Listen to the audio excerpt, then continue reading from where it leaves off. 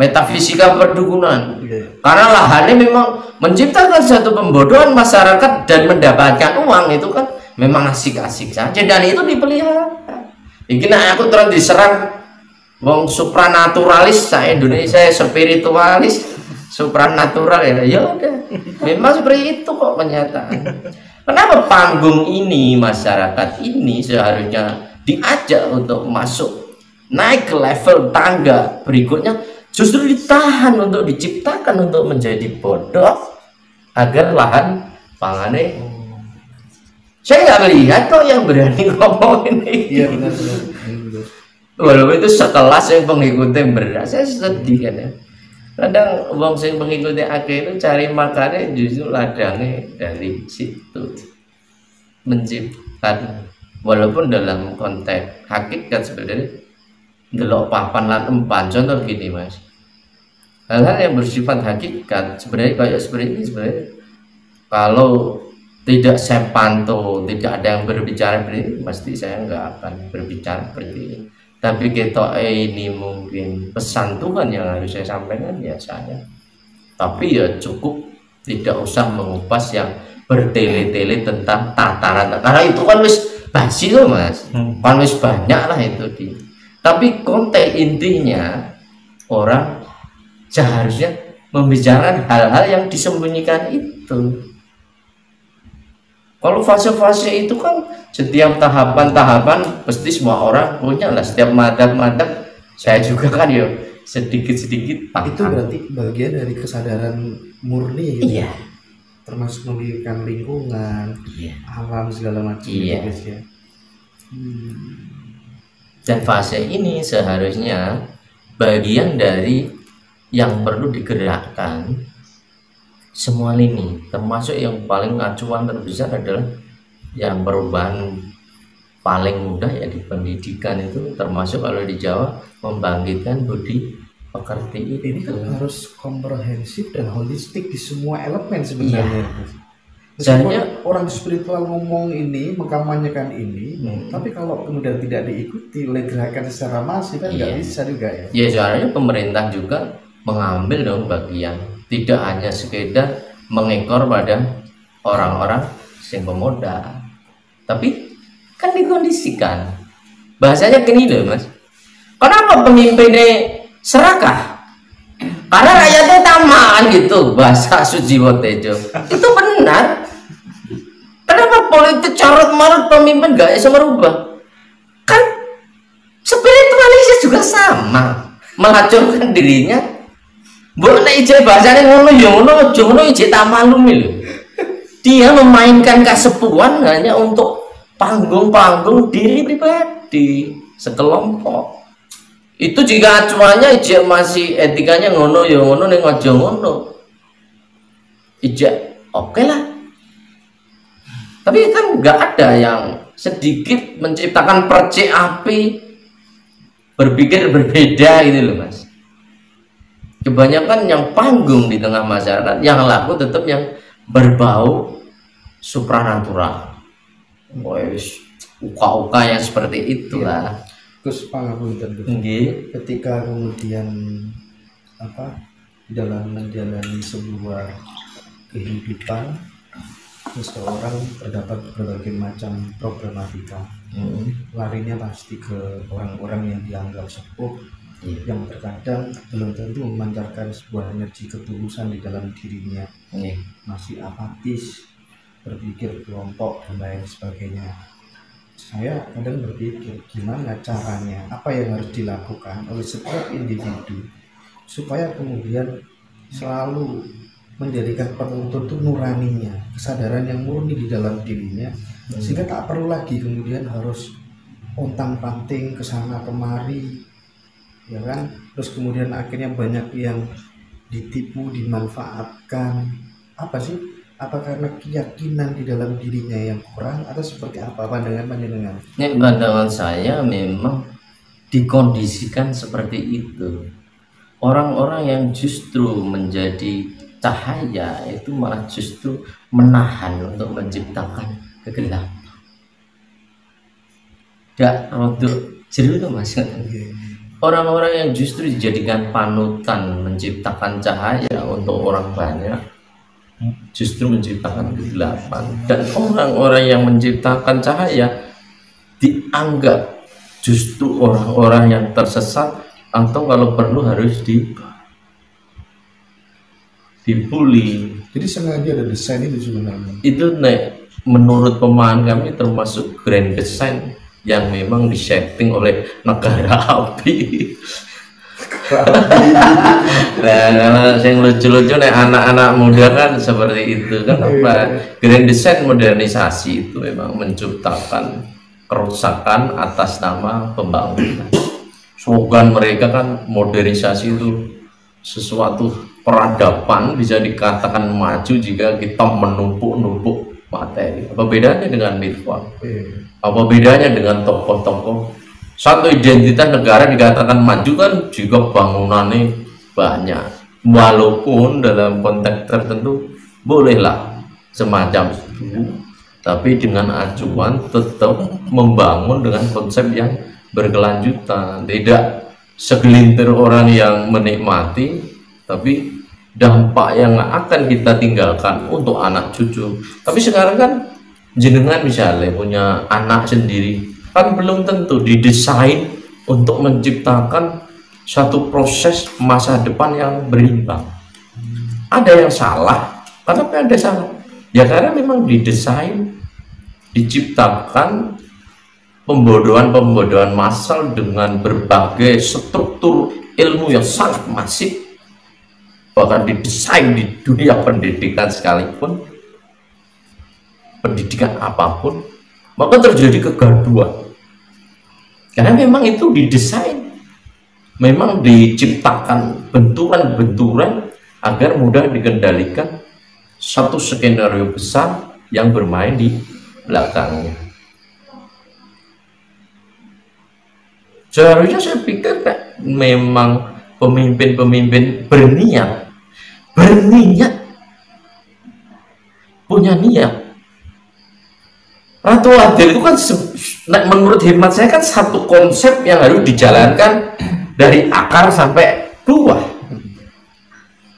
Tapi grand design itu kan hanya wacana. Ini kan jadi ini harapan dan harapan. Sesok bakal akan turun. Itu kan satu imajinasi, mimpi karena sudah putus asa. Tapi itu didesain malah justru dipelihara sedemikian rupa hingga malah justru itu menciptakan kelanggengan, sistem gagal itu dilanjutkan. Ini memang rondo, aku mungkin rondo sing nyeleneh dhewe ya cara berpikir saya. Ya, sengaja dipelihara supaya kebangkitan spiritual tuh. Nah, termasuk Satrio Piningit. Iya, itu kan bagian sebenarnya dari konsep mimpi-mimpi konsep yang seharusnya dijalankan semua orang, itu bagian dari per individu dan mengacu pada kesadaran murni. Nah, kesadaran murni kan berarti gak usah kandan-kandan, Mas. Itu menjadi satu kebudayaan bersama. Misalnya contoh membuang sampah pada tempatnya, itu hal yang paling sederhana, tapi sekarang yang terlihat apa? Membuang sampah karena itu sama sholatnya kenceng misalnya, dia mengatasnamakan, wah, tidak punya malu itu buang sampah sembarangan, nongkalenan di kali sampai di laut. Ya Allah, itu berapa ton dia, Pak? Bukan berarti itu sangat salah. Memang era modern pasti menciptakan satu hukum dampak timbal balik, tapi setidaknya masyarakat sendiri kan punya kesadaran. Tapi kenapa isu-isu seperti itu tidak dijadikan dorongan yang lebih hebat, tidak menarik dan tidak menguntungkan sebagai pilot projectnya wong pinter-pinter? Kenapa sih? Gue sih era pembetonan mau bangun itu seakan-akan suatu hal sih memang hebat. Ya. Artinya bisa ditarik sebuah konklusi bahwa dalam teologi Jawa misalnya ada kita kenal misi besarnya adalah Hanomayur Hayuning gitu kan. Itu hanya mentah di tataran wacana. Ketidakpuasan yang kita diskusikan tadi itu sebenarnya aktualisasinya di lapangan itu loh apa, wujudnya itu loh apa gitu. Nah, barangkali bisa dieksplor Gus, kira-kira wujud nyata yang harus dilakukan khususnya bagi generasi muda karena nasib republik ini kan di pundak mereka. Apa kira-kira? Pandangan saya yang di dunia itu sebenarnya kan sederhana.